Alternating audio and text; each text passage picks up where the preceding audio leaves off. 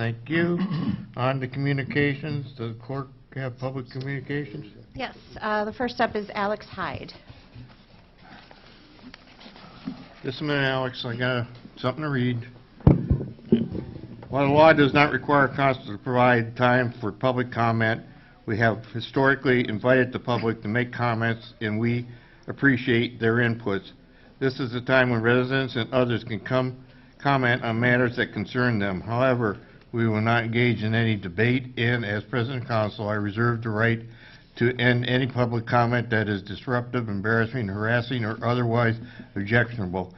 We ask that you come to the podium, speak your name and address very clearly for the record, and your phone number, and if you have written statements, we'd like you to leave them with the clerk. Good evening, members of the council. My name is Alex Hyde. I'm here to advocate for Medicare for All. By now, you've all heard my colleague expound on our dismal health outcome statistics. That the U.S. is ranked last in practically every metric of health care. We have the highest infant and maternal mortality rates, that 30% of the U.S. population is saddled with crippling levels of medical debt, and that we as a nation spend more on health care than every other nation with an established health care model, or universal health care model. Also, that we can receive mediocre health care outcomes. But I'm not here to talk about that. What I'm here to talk about is the moral argument for Medicare for All and the obligation of the state to provide health care to its people. I'll start and end by asking you this. What is the primary goal of any government? The answer, to care for its people. Every other argument for the government flows from this answer, be it national defense, funding for public education, or even something as mundane as zoning laws. Healthcare is no exception, and as it stands right now, the U.S. is failing to care for its citizens at a fundamental level. For without Medicare for All, people of all social standings are forced to live their lives in fear of what might happen to them instead of living their lives as free Americans. Healthcare is not some abstract metric that can be manipulated on a spreadsheet. It is a visceral, lived reality of everyone, everywhere. And it is quite telling of the character of a government if it is willing to ignore such an integral and blatantly obvious obligation in caring for its citizens.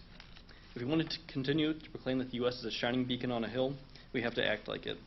We must right this moral injustice one city at a time if we have to, which is why I'm urging the Kent City Council to join over 100 localities and national organizations in calling upon Congress to pass Medicare for All. Thank you. Thank you. Further, Amy? Yes. Sean Schreckengast. Name and address for the record.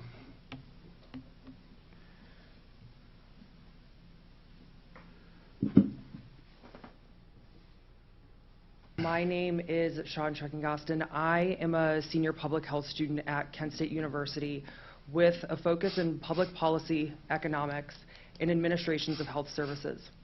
I'm also a campus leader as the president of the Public Health Student Alliance, and my education and experiences has provided me a unique perspective on how all policies influence our health. Tonight, I would like to discuss a unique, complex issue of health and how our created systems hinder the upward mobility of so many people. Americans take pride in our individual rights, freedoms, and liberties, as they should. This is what we've all fought for. We are one of the world's largest economies and often an agent of change. This being said, we are not perfect. We have to be willing to set our pride aside and acknowledge change needs to happen. We must step back from our systems and question who are they really working for. According to the Commonwealth Fund, the United States has the highest chronic disease burden and 2 times the rate of obesity compared to other developed countries. Yet the United States spends more on health care and health services than any other country. How is this possible? Is it individual behaviors and actions?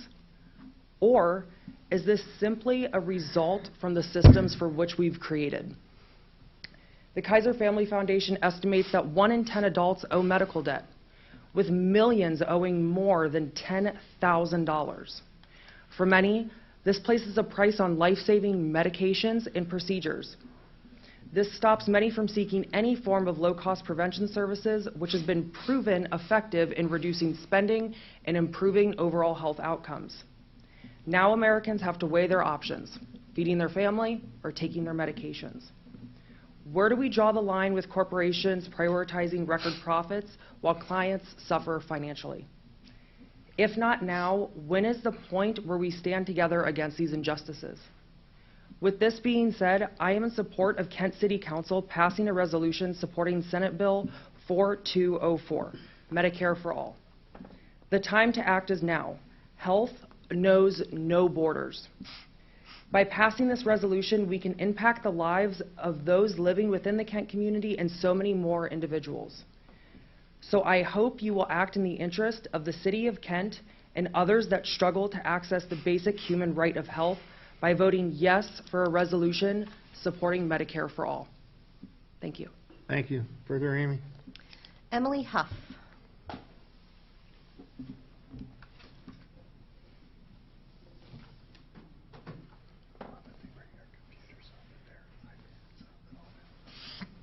I'm a second-year medical student who grew up in Cincinnati, attended the University of Oklahoma, and then went abroad for my graduate studies. I lived in London for a number of years, where I studied neuroscience and worked as a nurse's assistant in a publicly funded NHS hospital. Moving from the privatized U.S. healthcare I had known to the publicized European model, I was able to see that my upbringing had blinded me to some of the faults in our deeply broken insurance system. I learned that a better way was possible, and that public health care is not an impractical fantasy, but rather a lived reality for nearly 70% of the first world population. As I have begun my medical training, I've come to believe that Medicare for All is not only a feasible political possibility, it is an urgent moral necessity. As some of you know from firsthand experience, it's a shamefully common occurrence for Americans to be forced into making horrifying decisions between death and bankruptcy. And one story that stayed with me is that of a mother learning that her infant daughter had a terminal autoimmune disorder and would not live to see her first birthday without treatment. Unfortunately, the treatment that she needed cost more than $11,000 per month with her mother's insurance.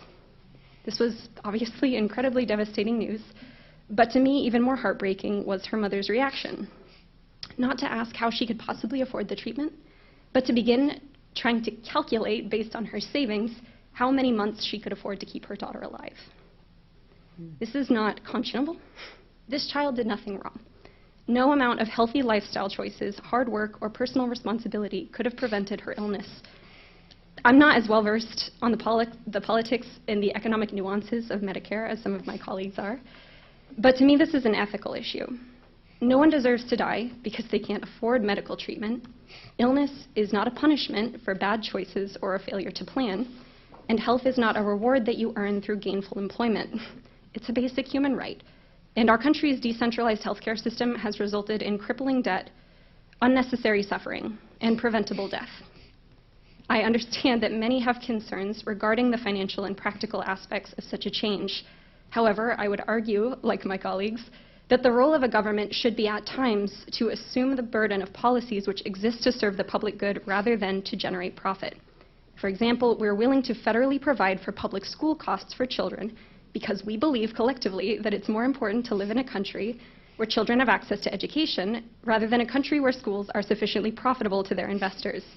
In the same way, I support Medicare for All because I believe that it's more important to live in a country where people do not have to die of preventable disease just because they're poor or unemployed or exceptionally unlucky, rather than a country where hospitals are sufficiently profitable to their investors. We, as future physicians, have a responsibility to help our patients, and with financial considerations limiting what we can do for them, our hands are always halfway tied, which is an invisible binding that many Americans don't even notice because they've never known anything different. They were born into this. I empathize deeply with the questions and fears that many in this room have in contemplating such a radical shift in policy. However, I hope my testimony has encouraged you to consider that our personal politics cannot supersede our moral convictions. Thank you very much for your time. Thank you. Further, Amy? Dr. Joseph Zarconi.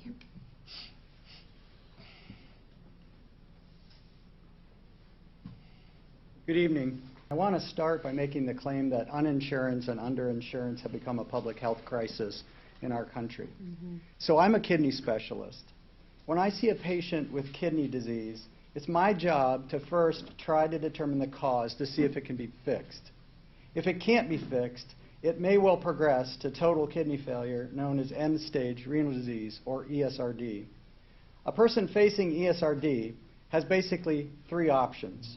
They can undertake dialysis treatments for the rest of their lives, they can undergo kidney transplantation, or they can choose neither treatment and accept dying. The best of these options is transplantation, but many patients aren't candidates because of the surgical risks.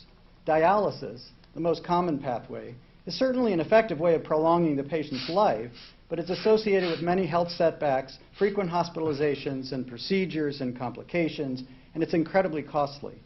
It also dramatically shortens the patient's life expectancy, and by decades.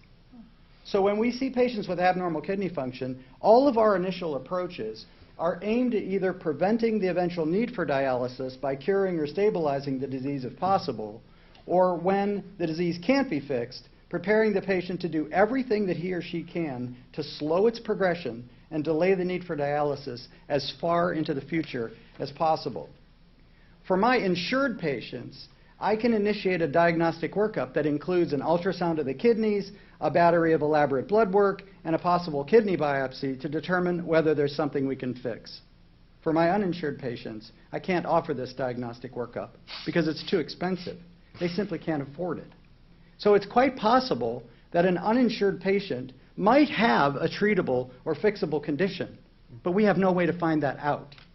We can only resign ourselves to watching that person's kidney dysfunction progress and get worse and eventually lead to dialysis. For my insured patients, we can begin to talk about all of the things we can do to slow progression, including good medical management and control of their diabetes, their high blood pressure, their high cholesterol levels, all in collaboration with their primary care doctors, and numerous medications as part of that chronic disease management protocol. For my uninsured patients who don't have access to primary care doctors and who can't afford the medications they need, their kidney disease progresses more rapidly. They're likely to face dialysis within a period of about 2 years, much as it was in the 1980s when I was first training to be a kidney doctor, rather than many years or even decades as it is today with good medical care. The bottom line is that our uninsured patients don't get to know if they have a fixable disease, don't get the many additional years of slowing their progression. They suffer more, are in and out of the hospital with complications and setbacks, and then die at an age that we would all agree is far too soon. That's not fair. That's not good health care. And in the words of some of my patients, that sucks. In 2019, we spent about $51 billion on Medicare-related health care expenditures in this country, a large chunk of which was spent on dialysis care. We didn't need to spend that much, and wouldn't have, if all of our citizens could access health care with insurance. Too many people have suffered unnecessarily and died prematurely because we haven't fixed the underlying problem. I implore you as public servants to urge Congress to act on this concern as a matter of great urgency. Thank you. Thank you. Further, Amy? Max Brockwell. Name and address, and we'll give you 3 minutes, Matt. Hi there, Max Brockwell. Hello, members of the City Council and residents of Kent. I've spoken with many of you at great length this fall discussing implementation of a national single-payer health care system, Medicare For All.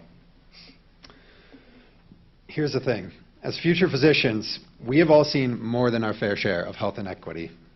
As part of the healthcare institution, we are taking action to correct that injustice. Because if we do not speak out against an unjust system, we are complicit in it. Over the past 4 weeks, you've heard a few stories from students and physicians that have witnessed firsthand the delay of patient care, suboptimal care, or care that was foregone altogether. Unfortunately, these are just a few examples that were chosen from a large pool of similar experiences highlighting the extensive nature of this issue. And these are all unified in one explanation. There are serious flaws in our medical system.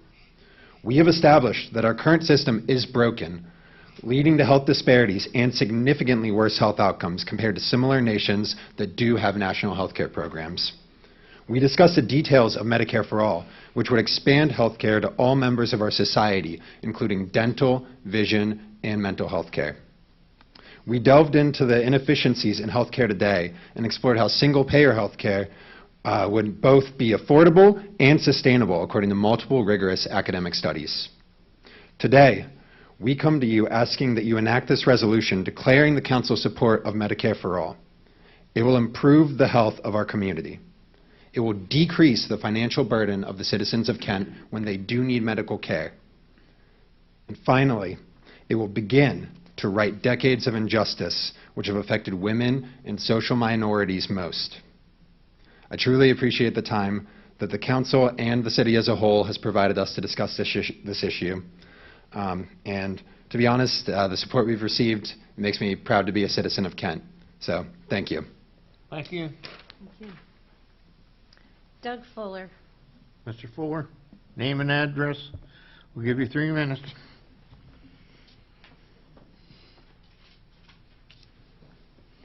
I tell you, I don't know if I even want to do this, but I'm going to. I want to thank you all. I mean, I'm shaking here from the things you've said. We've all heard what you've said before, but having you, future doctors, stand before us and talk to about it is very meaningful. Now I'm going to talk about something trivial compared to what they're doing. Architectural design.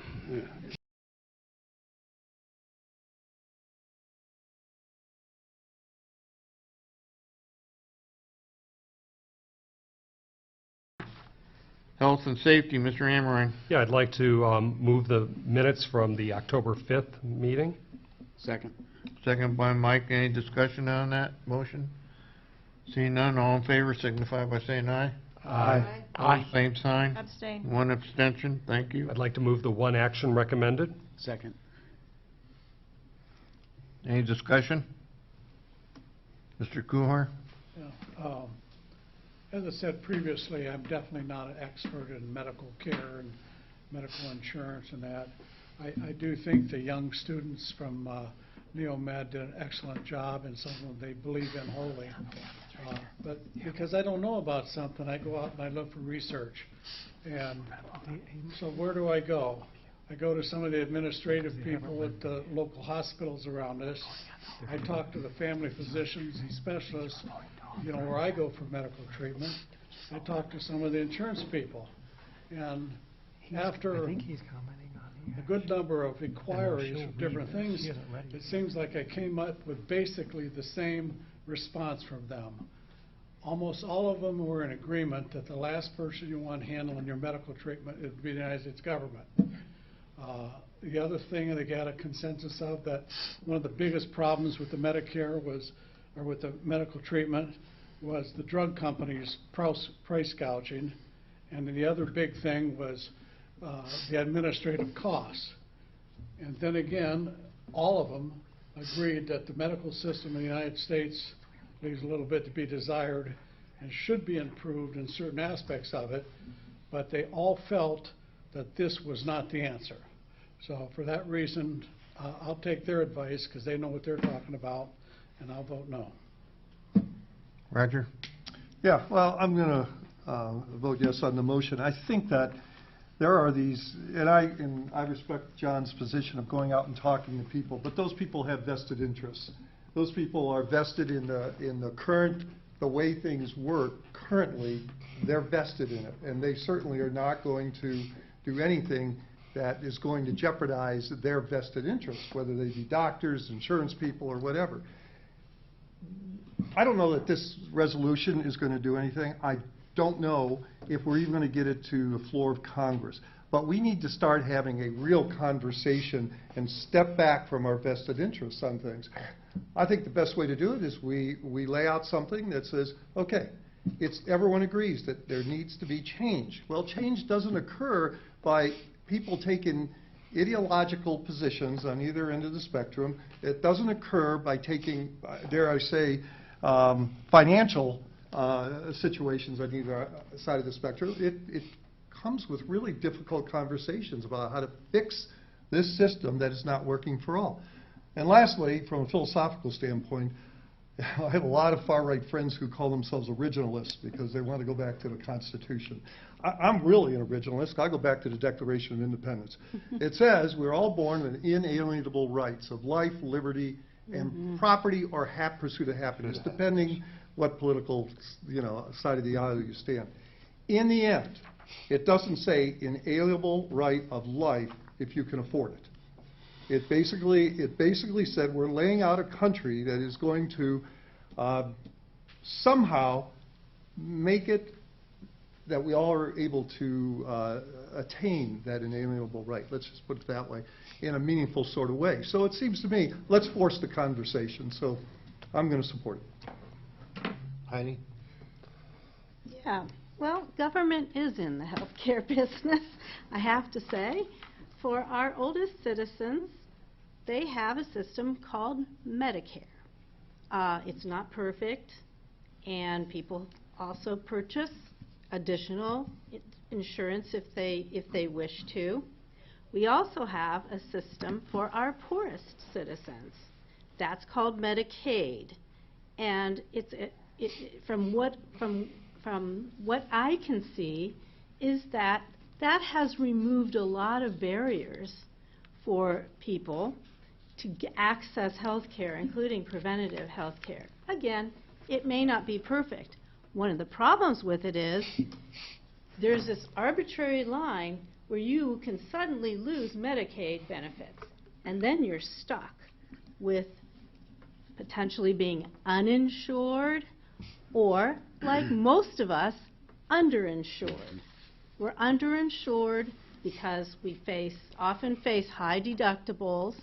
Some of us have premium insurance coverage, but most of us do not because we're reliant on our employers, and our employers are strapped. This should be decoupled from employment.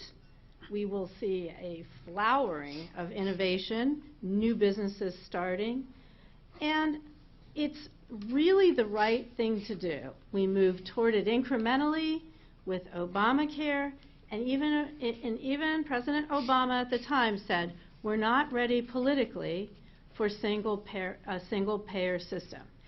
The time has come for this. We've seen the proof that having access to government-supported health care works. And access to people and using our old, outdated, employer-based health care does not. It leaves people out in the cold, without prevention, stuck in jobs they don't want. With lots of barriers, both to access and, debt, that one out of every 4 adults has medical debt, including thousands and tens of thousands of dollars. I believe it, and that's wrong. We're burdening our population, especially the middle class and the working middle class. So I will support this for sure. Anybody else? Mr. Turner? Thank you, Mayor. I'm going to support it. I think a lot of us are already on record. My interest is a personal one. Having said that, I think that they have debated Obamacare. It won. I don't see people out beating up Obamacare anymore because it expanded health care to those who were unable to obtain it. We're talking life and death here. As Doug commented when he was up, this is perhaps one of the most important things we can do is make this statement here. And I'm confident tonight that we're going to support it. And I want to commend the people who brought it to us because it is a noble effort. And I think that now, tonight, we can do our part to start lifting people up in the most fundamental right that they have, a right to life in the area of health care that's not determined by where they are financially. We can do better. This country is about doing better. We have an opportunity to now do better, and so I will definitely be supporting what is on the table regarding the resolution. Further, Gwen? Yes, I'd just like to thank everyone for attending tonight with the presentation. Thank you very much for your meaningful words and your experience and choosing a profession helping others. I'm looking forward to voting in support of this resolution. I believe that it is a human right to be able to access medical care, especially in the United States of America. I think that government entities are already paying for medical care after the fact. Our paramedicine is one example. If we had an opportunity to help people get preventative health care ahead of time, we could save lives, we could save money. So I applaud you for coming to us today. And also that I think that although this is a resolution in support of, it's meaningful, and hopefully if you go to more cities and get more resolutions just like that, that's how change comes about. So again, thank you very much, and I'm looking forward to voting for it. Jack? Yeah, I will support this resolution as well. It's long overdue. I know you guys we all have a tough road to go down with this, because we do know that we're going to meet up with some very large organizations that are not going to be thrilled about this. But let me just say this. Maybe we need a new slogan, and that's, let's make America care again. Good point, Jack. I don't know where we got off the railroad track, but we're off. Any more comments? All in favor of the action, signify by saying aye. Aye. Opposed, same sign. Would the clerk read? Aye. Oh, 2 against. Would the clerk read draft number 2022-107? Draft 2022-107, a resolution of the City of Kent, Ohio, endorsing Medicare For All Act of 2022, Senate Bill 4204, and declaring that access to quality, affordable health care is a human right, and declaring an emergency. Move suspension. Second. Second by Roger. Please call the roll. Mr. Ferrara? Yes. Mr. Kuhar? Yes. Ms. Rosenberg? Yes. Ms. Schaefer-Bush? Yes. Mr. Sidoti? Yes. Mr. Turner? Yes. Ms. Wallach? Mr. Amrine? Yes. Mr. De Leon? Yes. Move adoption. Second. Who seconded it? Roger. Tracy? Tracy. Is there any discussion on adopting an ordinance? But I think you gave it all already, so I don't think we need to repeat it. So, all in favor of that? Oh, go ahead, Tracy. Yeah, whenever the residents of a state have the opportunity to vote on expanding Medicaid, it seems like they always vote to expand the Medicaid, in spite of the state legislatures that are trying to not let them do that. Good point. Anybody else? Read the roll for adoption. Mr. Ferrara? No. Mr. Kuhar? No. Ms. Rosenberg? Yes. Ms. Schaefer-Bush? Yes. Mr. Sidoti? Yes. Mr. Turner? Yes. Ms. Wallach? Yes. Mr. Amrine? Yes. Mr. De Leon? Yes. Resolution 2022-107 is passed. Okay, thank you. We move into the Land Use Committee. Mr. Ferrer. Yes, I would move the committee meeting, the committee minutes for October 5th, 2022.